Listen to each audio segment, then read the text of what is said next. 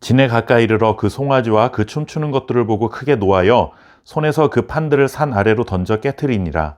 모세가 그들이 만든 송아지를 가져다가 불살라 부수어 가루를 만들어 물에 뿌려 이스라엘 자손에게 마시게 하니라. 아멘. 법정에는 검사와 변호사가 있습니다. 피고인에 대한 최종적인 심판은 판사가 내리지만 판사가 최종적인 판결을 내리기 전에 검사와 변호사의 의견을 충분히 듣고 검토하게 되죠.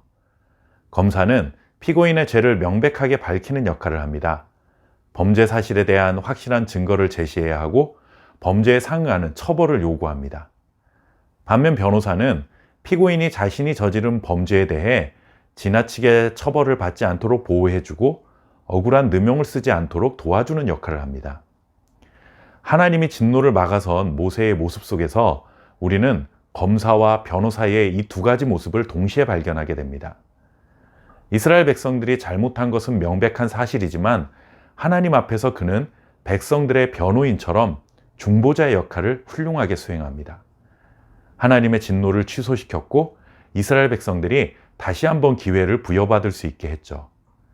그러나 여기서 중요한 것은 하나님이 진노를 내리지 않으셨다고 해서 이전의 언약 관계로 완전히 돌아간 것은 아니었습니다.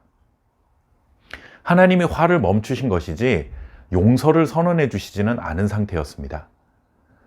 모세는 이제 하나님의 대리인으로서 백성들에게 다가갔고 그들에게는 더 이상 변호인이 아닌 검사와 같은 역할을 수행합니다. 날카롭게 그들의 죄에 대해 지적했고 이 일을 주도한 아론에게도 책임을 물었습니다.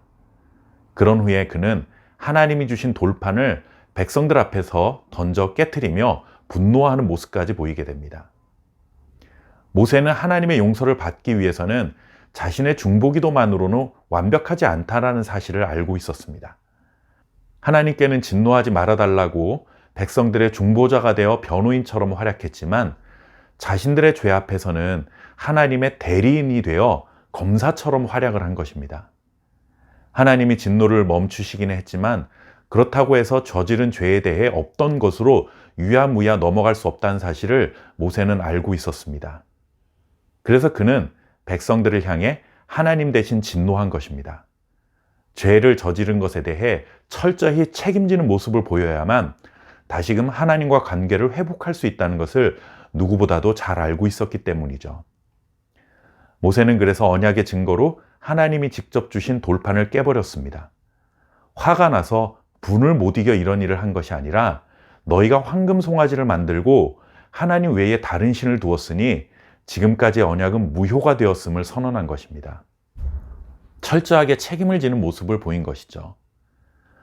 그런 후에 이 일에 가담하지 않은 레위인들과 함께 황금 송아지 사건을 주도한 사람들 약 3,000명가량을 죽이게 됩니다.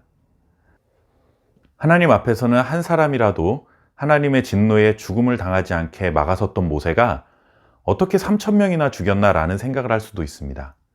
하지만 이스라엘 백성 전체를 완전히 진멸하시고 다른 민족을 시작하시고자 했던 것에 비한다면 직접적인 죄를 저지른 3,000명이 죄에 대한 처벌을 받고 이스라엘 민족이 계속해서 하나님의 백성으로 살아갈 기회를 부여받은 것이 더 합당한 일이라는 것을 모세가 보여줍니다. 우리는 모세처럼 살아야 합니다. 우리 스스로도 완벽하게 살아갈 수 없고 하나님 앞에서 죄를 지으며 살아갑니다. 그러나 하나님은 우리를 용서해 주시는 분이시니 하나님 앞에서는 내가 스스로 변호인이 되어 하나님의 용서를 구해야 합니다.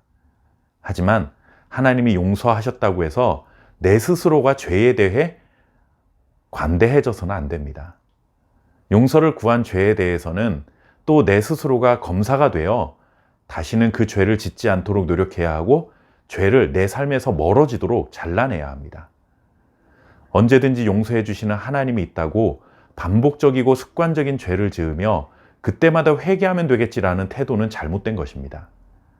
죄로 인해 얻게 되는 잠시의 유익과 기쁨을 이기지 못해 그것을 내 삶에서 잘라내지 못한다면 그것 또한 잘못된 것입니다. 하나님 앞에서는 변호사처럼 용서를 구하십시오. 그러나 죄 앞에서는 검사처럼 단호하게 죄를 잘라내고 살아가야 합니다. 그럴 때 우리의 삶이 하나님이 기뻐하시는 삶에 한 걸음 더 가까워질 수 있게 될 것입니다. 감사합니다.